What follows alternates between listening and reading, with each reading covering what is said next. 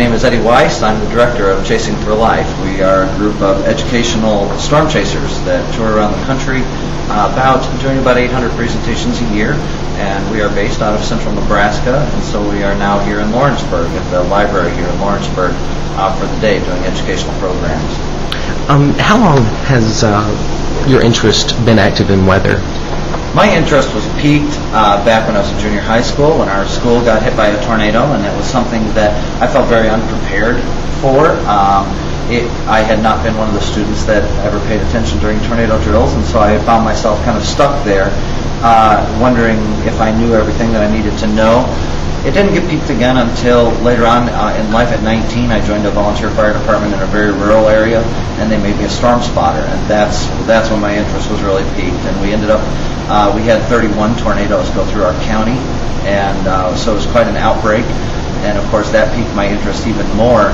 So I think my severe weather interest was kind of a gradual thing between the ages of maybe 13 years of age to the time I was maybe 19, 20 years old.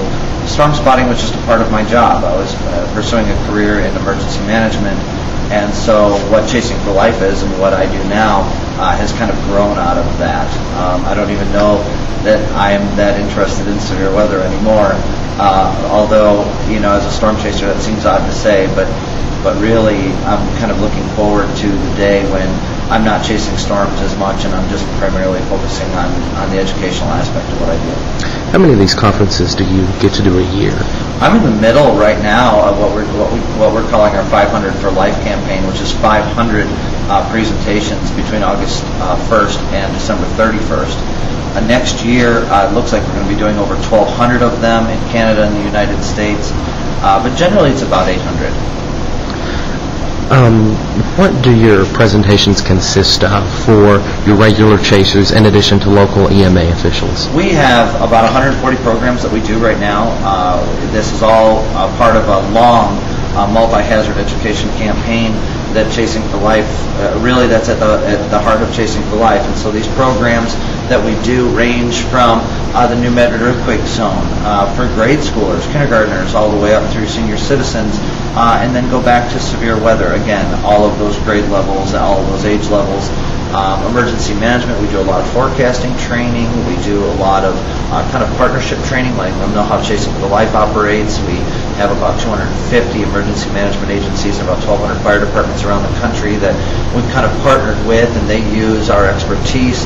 A lot of the programs that we do in the course of the year are at schools, so a lot of that sometimes is to bolster efforts that schools are making towards severe weather safety, and it kind of goes from there. We're getting called a lot. I'm doing a lot of conferences right now on H1N1, and so that seems to be a big subject that has been since the spring. And so, of course, now later on this fall, when we return from this leg of the tour, we'll actually start doing a lot more conferences on H1N1, infectious disease control. Bird flu in America was a big issue for a while. We occasionally still do those. We do a lot of business continuity conferences. So, like I said, there's about 140 programs right now that are current that the team is out there doing. For more information on Chasing for Life and a little bit about yourself, if someone has any questions to ask, or if they want to follow you at different conferences on different topics around the country, how can they go about doing that? You can find us at www.chasing4life.org, and everything's on there. We have maintained a very child-safe website, so despite everything that we get to see, we don't necessarily put it all on the web. And so it's a good place for kids to go to learn, and they can click on the fan club site off of that site and go to fun stuff. And we've managed to kind of accumulate a lot of experiments that kids can do at home, a lot of weather-related and science-related games to kind of encourage them a little bit more in their education as well. So once you hit that first Chasing for Life site, you'll see that's a portal to actually a number of websites, and you can follow along. And of course, we've got a Twitter site and blogs. I believe we're running 5 blogs right now. So it's pretty easy to follow us. We're pretty accessible. There's a lot of resources on the website. And by simply just clicking on the contact button is an excellent way to get a hold of one of the drivers, one of the educators directly.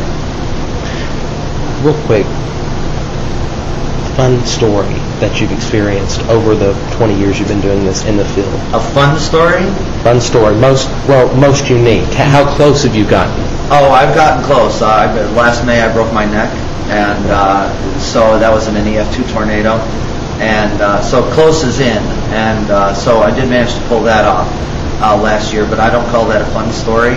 I think probably the best story that I've got is the story of a family whose grandmother had just recently moved into the house. It was an old farmhouse, and it was right on the Tennessee border, west of here, and when the father called from the factory about a mile and a quarter, mile and a half away, he told the family that they needed to take cover, that there was a tornado that was heading towards the farm. They were monitoring it at work, and he said, he called his wife and said, you need to get the kids and your mom down in the basement.